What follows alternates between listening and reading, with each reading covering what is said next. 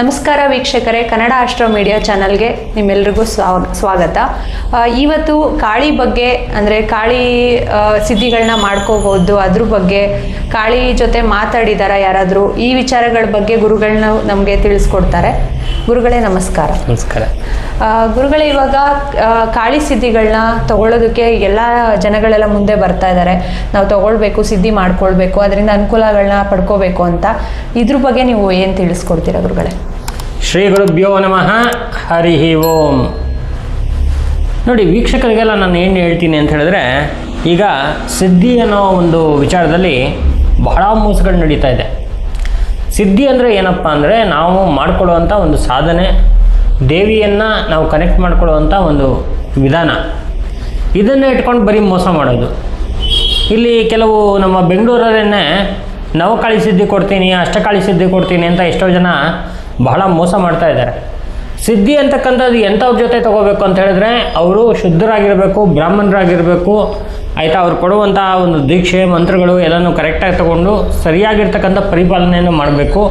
ಜೊತೆಗೇನಪ್ಪ ಅಂದರೆ, ಇದಕ್ಕೆ ವಿಶೇಷವಾಗಿ ಜಾತಿ ಮತಗಳಿಲ್ಲ, ಯಾರು ಬೇಕಾದ್ರೂ ಈ ಒಂದು ಸಿದ್ಧಿಯನ್ನು ತೊಗೋಬೋದು. ಜೊತೆಗೇನಪ್ಪ ಅಂತ ಹೇಳಿದ್ರೆ, ವಿಶೇಷವಾಗಿ ಏನಪ್ಪ ಅಂತ ಹೇಳಿದರೆ, ಇದನ್ನು ತೊಗೊಳಕ್ಕೆ ಗಂಡು ಹೆಣ್ಣು ಅಂತಕ್ಕಂಥ ಭೇದಗಳಿಲ್ಲ. ಯಾರು ಆ ದೇವಿಯ ಒಂದು ವಿಶೇಷವಾಗಿರ್ತಕ್ಕಂಥ ಅನುಗ್ರಹವನ್ನು ಪಡ್ಕೋಬೇಕು ಅಂತಿದ್ದಾರೋ, ಯಾರು ಆ ದೇವಿಯ ಜೊತೆ ಮಾತಾಡಬೇಕು ಅಂತಿದ್ದಾರೋ, ಆ ದೇವಿಯನ್ನು ತನ್ನ ಒಂದು ಜೊತೆಗಿಟ್ಕೊಂಡು ನಮ್ಮ ಎಲ್ಲ ಕೆಲಸಗಳಲ್ಲೂ ಒಂದು ಅಭಿವೃದ್ಧಿಯನ್ನು ಮಾಡ್ಕೋಬೇಕು ಅಂತಿದ್ದಾರೋ ಅಂಥವರು ಈ ಒಂದು ಸಿದ್ಧಿಯನ್ನು ತಗೋಬೋದು.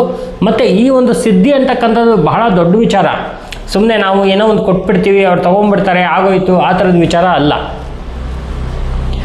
ಗುರುಗಳೇ, ಇವಾಗ ಜನಗಳು ಭಯ ಪಡ್ತಾರೆ ತುಂಬ. ಈ ಸಿದ್ಧಿ ತೊಗೊಂಡ್ರೆ ನಮಗೆ ಏನಾದರೂ ತೊಂದರೆ ಆಗ್ಬೋದು ಮುಂದಕ್ಕೆ. ಇವಾಗ ಫ್ಯಾಮಿಲಿ ಇರೋರು ಇರ್ತಾರೆ ಅಥವಾ ಸಿಂಗಲ್ ಇರೋರು ಇರ್ತಾರೆ, ಮುಂದೆ ಏನಾದರೂ ಸಮಸ್ಯೆಗಳಾಗ್ಬೋದೇನೋ ಇದೆಲ್ಲ ನಾವು ಮಾಡ್ಕೊಳ್ಳೋದ್ರಿಂದ ಅಂತ ಭಯ ಪಡೋರು ಇದ್ದಾರೆ. ಅವ್ರಿಗೆ ಏನು ಸಜೆಸ್ಟ್ ಮಾಡಿ? ಕಾಳಿ ಕರಾಲವದನೆ ಶಿರೋಮಾಲ ವಿಭೂಷಣೆ. ಕಾಳಿ ಕಪ್ಪಗಿರ್ತಾಳೆ, ಶಿರೋಮಾಲ ಅಂದರೆ ರುಂಡ ಮಾಲೆಯನ್ನು ಹಾಕ್ಕೊಂಡಿರ್ತಾಳೆ. ಭಾಳ ಭಯಂಕರವಾಗಿರ್ತಕ್ಕಂಥ ಒಂದು ರೂಪದಲ್ಲಿ ನಾವು ಆ ಕಾಳಿಯನ್ನು ನೆನೆಸ್ಕೊಳ್ತೀವಿ. ಆದರೆ ಕಾಳಿ ಅದೇ ರೂಪದಲ್ಲೇ ಇರಲ್ಲ, ಸೌಮ್ಯಳಾಗೂ ಕೂಡ ಇರ್ತಾಳೆ. ಸೌಮ್ಯಾತಿ ಸೌಮ್ಯ ರೌದ್ರಾಯಿ ಅಂತ ಹೇಳ್ತೀವಿ. ತುಂಬ ಸೌಮ್ಯವಾಗಿ ಇದ್ಕೊಂಡೇ ಆ ಒಂದು ಉನ್ಮತ್ತ ಸ್ಥಿತಿಗೆ ಬಂದು ರೌದ್ರಳಾಗ್ಬಿಡ್ತಾಳೆ. ಆ ಥರ ಸ್ಥಿತಿಯಲ್ಲೂ ಕೂಡ ಕಾಳಿ ಇರ್ತಾಳೆ. ಹಾಗಾಗಿ ನಾವು ಯಾವ ಕಾಳಿಯನ್ನು ಆರಾಧನೆ ಮಾಡಬೇಕು, ಇದರಲ್ಲಿ ವಿಶೇಷವಾಗಿ ಈಗ ಭೈರವ ಸಿದ್ಧಿಗೆ ನಾವು ವಿಚಾರಕ್ಕೆ ಬಂದಾಗ ಎಷ್ಟೋ ಭೈರವ ಸಿದ್ಧಿ, ಅಷ್ಟಭೈರವ ಸಿದ್ಧಿ ಇದೆ. ಅದರಲ್ಲಿ ಯಾವ ಭೈರವ ಸಿದ್ಧಿಯನ್ನು ತೊಗೊಂಡ್ರೆ ಏನೇನಾಗುತ್ತೆ ಅಂತಕ್ಕಂಥ ಫಲವನ್ನು ನಾವು ಹಿಂದೆ ನಾವು ವಿಡಿಯೋದಲ್ಲೆಲ್ಲ ಮಾತಾಡಿದ್ದೀವಿ. ಅದೇ ಥರ ಕಾಳಿ ಸಿದ್ಧಿಯಲ್ಲಿ ಕೂಡ ವಿಶೇಷವಾಗಿರ್ತಕ್ಕಂಥ ಕಾಳಿ ಸಿದ್ಧಿಗಳಿದೆ. ಸೌಮ್ಯ ಕಾಳಿ ಇದೆ, ಭದ್ರಕಾಳಿ ಇದೆ, ಮಾರ್ಥಾಂಡ ಕಾಳಿ ಇದೆ, ರುದ್ರಕಾಳಿ ಇದೆ, ಅಘೋರ ಕಾಳಿ ಇದೆ. ಈ ಥರ ನಮಗೆ ಯಾವ ಬೇಕು, ಯಾವ ಕಾಳಿ ಬೇಕು, ಆ ಒಂದು ಕಾಳಿಯ ಸಿದ್ಧಿಯನ್ನು ತಗೊಂಡು ನಾವು ಆ ಒಂದು ಸಿದ್ಧಿಯನ್ನು ಮಾಡಿಕೊಂಡಾಗ ಅನುಕೂಲ ಆಗುತ್ತೆ. ಇದನ್ನು ಪ್ರತಿಯೊಬ್ಬರು ಕೂಡ ಈ ಒಂದು ಸಿದ್ಧಿಯನ್ನು ಮಾಡ್ಕೋಬಹುದು. ಯಾಕೆ ಮಾಡ್ಕೋಬೇಕು ಅಂತ ಹೇಳಿದ್ರೆ, ಒಂದು ಧೈರ್ಯ, ಸ್ಥೈರ್ಯ, ಎಲ್ಲ ಕೆಲಸದಲ್ಲೂ ನಮಗೆ ಅನುಕೂಲ, ಒಂದು ವಿಜಯ ಪ್ರಾಪ್ತಿಗೆ. ಇವಾಗ ನೋಡಿ, ನಮ್ಮಲ್ಲಿ ಬರೋರು ಎಷ್ಟೋ ಜನ ಫಾರಿನರ್ ಬರ್ತಾರೆ. ಅವರೆಲ್ಲ ಯಾಕೆ ಬರ್ತಾರೆ ಅಂತ ಹೇಳಿದ್ರೆ, ಇಲ್ಲಿನವರೇ ಅಲ್ಲಿ ಹೋಗಿ ಸೆಟ್ಲಾಗಿರ್ತಾರೆ. ಯಾಕೆ ಬರ್ತಾರೆ ಅಂದರೆ, ಅಲ್ಲಿ ಅವರಿಗೆ ಏನೋ ಒಂದು ತೊಂದರೆಗಳಾಗಿ ಡಿಪ್ರೆಷನ್ನಲ್ಲಿದ್ದು ಮತ್ತು ಯಾವುದಾದ್ರು ಕೆಲಸ ಮಾಡಬೇಕಂದ್ರೆ ಅವ್ರಿಗೆ ಅನುಕೂಲ ಆಗಿರಲ್ಲ. ಅಂಥ ವಿಚಾರಗಳಲ್ಲಿ ಇಲ್ಲಿ ಬಂದು ಕಾಳಿ ಸಿದ್ಧಿಯನ್ನು ತೊಗೊಳ್ತಾರೆ. ತೊಗೊಂಡೋದವರೆಲ್ಲ ಎಷ್ಟು ಒಳ್ಳೊಳ್ಳೆ ರಿಸಲ್ಟ್ಗಳನ್ನ ಹೇಳ್ತಾರೆ.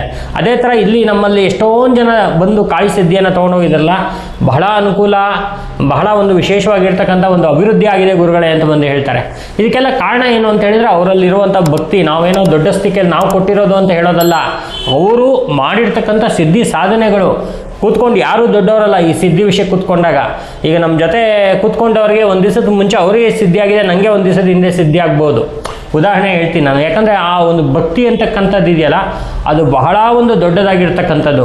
ಭಕ್ತಿಯ ವಿಚಾರಕ್ಕೆ ಬಂದರೆ ಯಾವ ಜಾತಿ ಮತ ಕುಲ ಗಿಲ ಎಲ್ಲ ಏನೂ ಇಲ್ಲ. ಬೇಡರ ಕಣ್ಣಪ್ಪ, ಅವನು ಬೇಟೆಗಾರ, ಯಾವುದೇ ಒಂದು ಸ್ನಾನ ಇಲ್ಲ, ಪೂಜೆ ಇಲ್ಲ, ಸಂಧ್ಯಾವಂದನೆ ಇಲ್ಲ, ಅದಿಲ್ಲ ಇದಿಲ್ಲ, ಮತ್ತೊಂದು ಮಗದೊಂದು ಯಾವುದೂ ಇಲ್ಲ.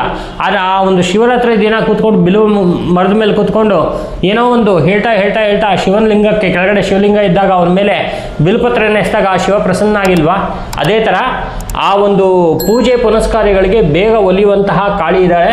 ಆ ಕಾಳಿ ಎಲ್ಲರಿಗೂ ಅನುಕೂಲ ಮಾಡಿಕೊಡ್ತಾಳೆ. ಇದರಲ್ಲಿ ಜಾತಿ ಮತ ಅಂತಕ್ಕಂಥದ್ದಾಗಲಿ, ಯಾರು ತಗೋಬೇಕು ಯಾರು ತಗೋಬಾರ್ದು ಅಂತಕ್ಕಂಥದ್ದಾಗಲಿ, ಅಥವಾ ಭಯ ಪಡೋದಂತಾಗಲಿ, ಅದೆಲ್ಲ ಏನೂ ಇಲ್ಲ. ಯಾಕಂದರೆ ನೋಡಿ, ಆದಿಶಂಕರಾಚಾರ್ಯರು ಆ ಒಂದು ಚಿಕ್ಕ ವಯಸ್ಸಲ್ಲೇ ಕಾಳಿಯನ್ನು ನೋಡಿ ಕಾಳಿ ಜೊತೆಗೆ ಮಾತಾಡಿದ್ದಾರೆ.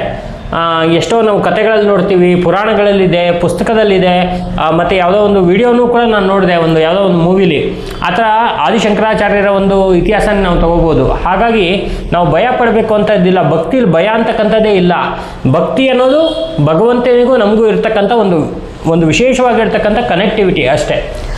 ಗುರುಗಳೇ, ಇವಾಗ ಕಾಳಿ ಸಿದ್ಧಿಯನ್ನು ತಗೊಂಡ್ಮೇಲೆ ನಾವು ಕಾಳಿನ ಹೇಗೆ ಕನೆಕ್ಟ್ ಆಗೋದು? ಅಂದರೆ ಕಾಳಿನ ಸಿದ್ಧಿ ಮಾಡ್ಕೊಂಡ್ಮೇಲೆ ನೋಡಿರೋದಿದೆಯಾ ಅಥವಾ ಕಾಳಿ ಜೊತೆ ಮಾತಾಡೋದು, ಹೇಗೆ ಸಂಪರ್ಕ ತಗೊಳ್ಳೋದು ಕಾಳಿಯಲ್ಲಿ? ತುಂಬ ಒಳ್ಳೆ ಪ್ರಶ್ನೆ. ಎಲ್ಲರಿಗೂ ಕೂಡ ಈ ಪ್ರಶ್ನೆಗಳು ಬರುತ್ತೆ. ನೋಡಿ, ಕಾಳಿ ಸಿದ್ಧಿ ಯಾವಾಗಲೂ ಕೂಡ 48, 90, 108, 1008, 1014 ಈ ಥರದ್ದೆಲ್ಲ ಒಂದು ಸಂಖ್ಯೆಗಳಲ್ಲಿ ದಿನಗಳಲ್ಲಿ ಬರುತ್ತೆ. ಆ ಥರ ಬಂದಾಗ ನಾವು ಆ ಒಂದು ಕಪ್ಪು ವಸ್ತ್ರ, ಕೆಂಪು ವಸ್ತ್ರ, ಹಸಿರು ವಸ್ತ್ರ, ಹಳದಿ ವಸ್ತ್ರವನ್ನು ಉಟ್ಕೊಂಡು ಯಾವ ಸಿದ್ಧಿ ತಗೊಳ್ತಾರೋ ಅದ್ರ ಮೇಲೆ ಆ ವಸ್ತ್ರ ಡಿಸೈಡ್ ಆಗುತ್ತೆ.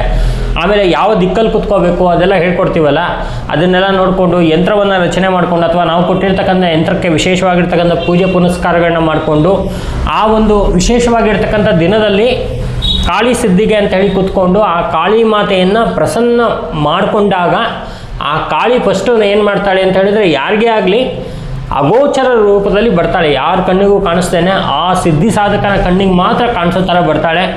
ಬಂದಾಗ ಆ ಕಾಳಿಯ ಜೊತೆ ಮಾತಾಡುವಂಥದ್ದು ಇರುತ್ತೆ. ಈಗ ನೀವು ಯಾರು ಕಾಳಿ ಜೊತೆ ಮಾತಾಡಿದ್ದಾರೆ ಅಂದರೆ ನೋಡಿ, ಆದಿಶಂಕರಾಚಾರ್ಯರು ಮಾತಾಡಿದ್ದಾರೆ, ರಾಮಕೃಷ್ಣ ಪರಮಹಂಸರು ಮಾತಾಡಿದ್ದಾರೆ. ಕಾಳಿ ಜೊತೆಗೆ ಇಂಟ್ಯಾಕ್ಟ್ ಆಗಿದ್ರು ಅವರು. ಯಾವಾಗಲೂ ಕಾಳಿಯನ್ನೇ ತನ್ನ ತಾಯಿ ಅಂದ್ಕೊಂಡಿದ್ರು ರಾಮಕೃಷ್ಣ ಪರಮಹಂಸರು. ಶಾರದಾ ಮಾತೆ ಕಾಳಿಯ ಮಹಾಭಕ್ತೆ. ಆ ಶಾರದಾ ಮಾತೆಯನ್ನೇ ಕಾಳಿ ಅಂದ್ಕೊಂಡು ಇವರು ಪೂಜೆ ಮಾಡ್ತಾಯಿದ್ರು. ಹೆಂಡತಿಯನ್ನೇ ಪೂಜೆ ಮಾಡ್ತಾ ಇರ್ತಕ್ಕಂಥ ಮಹಾನುಭಾವರು ರಾಮಕೃಷ್ಣ ಪರಮಹಂಸರು, ವಿವೇಕಾನಂದರ ಗುರುಗಳು. ಹಾಗಾಗಿ ಈ ಕಾಳಿ ಬಹಳ ಅದ್ಭುತವಾಗಿರ್ತಕ್ಕಂಥ ಒಂದು ಎನರ್ಜಿ.